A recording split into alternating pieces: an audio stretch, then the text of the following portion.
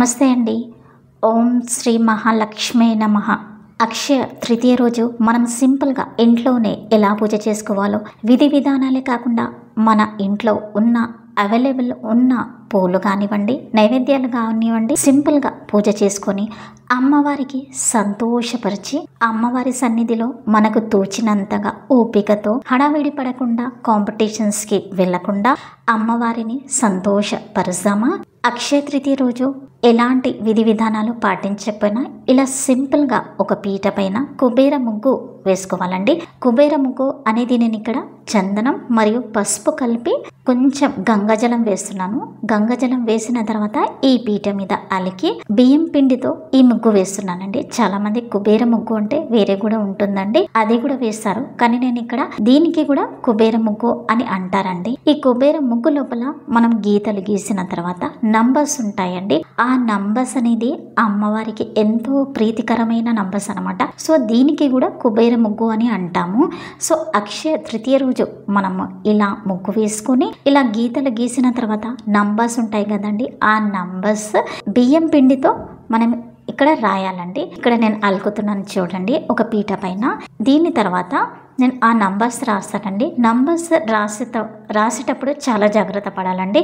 అంటే ఈ నంబర్సే రాయాలండి, వేరే నంబర్స్ రాయకూడదు. ఎందుకంటే ఇది కుబేర ముగ్గు నంబర్ అని చెప్తారండి. సో ఇలా నేను అలికిన తర్వాత నంబర్స్ రాస్తున్నాను. సో ఈ నంబర్స్ రాసిన తర్వాత మనకు తోచినంతగా పూలు కానివ్వండి, లేదా కుంకుమ పసుపు అలంకరించి, లేదా కొన్ని అక్షతలు కూడా సమర్పించాలండి. సో ఇక్కడైతే నేను ఇలా గీతలు గీస్తున్నాను చూడండి. ఇలా గీతలు గీసిన తర్వాత దీంట్లో మనం నంబర్స్ రాయండి. సో అక్షయ తృతీయ రోజు చాలా మంది హడావిడి పడి గోల్డ్ అవన్నీ కొంటారండి. సో మనం చాగంటి వారు ఏం చెప్పారంటే అక్షయ తృతీయ రోజు గోల్డ్ ఎవరు కొనకూడదని చెప్పారు.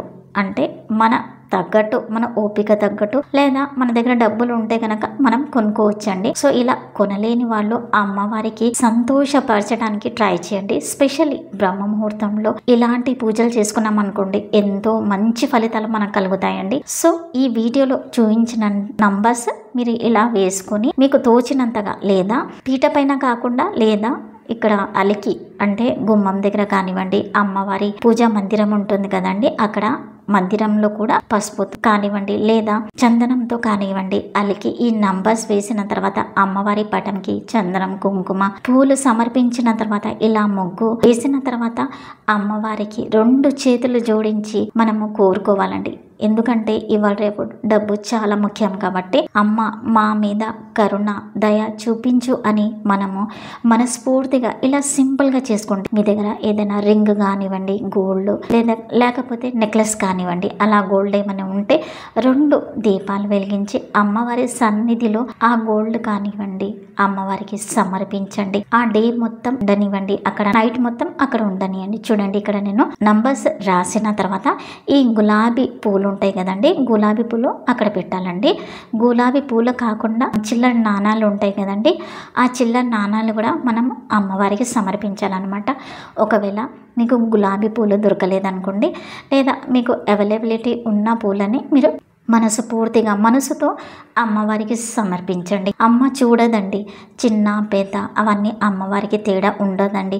మనం భక్తితో శ్రద్ధతో అమ్మవారి సన్నిధిలో ఏదైతే సమర్పిస్తున్నామో కనీసం 2 దీపాలు వెలిగించి అమ్మవారికి మనస్ఫూర్తిగా ఆ రోజు మనము అమ్మవారి సన్నిధిలో కూర్చొని, లేకపోతే అమ్మవారి అష్టకాలు కానివ్వండి, అమ్మవారికి నచ్చిన పాటలు కానివ్వండి, స్తోత్రాలు, శ్రీ సూక్తము, విష్ణు సహస్రనామం, ఇవన్నీ ఆ రోజు పఠనం చేస్తే గనక ఎన్నో 1000 రేట్ల అనంత ఫలితం కలుగుతుందని చెప్తారండి. ఇలా హడావిడి పడకుండా మనము శాంతంగా ప్రశాంతంగా అమ్మవారి సన్నిధిలో కూర్చొని ఇలా 2 దీపాలు అమ్మవారికి సమర్పించి మనము అమ్మవారిని కోరుకుందామా అండి, మన మీద దయ చూపించు తల్లి అని. ఇక్కడ నేను నైవేద్యంలో అరటి పండ్లు సమర్పించానండి.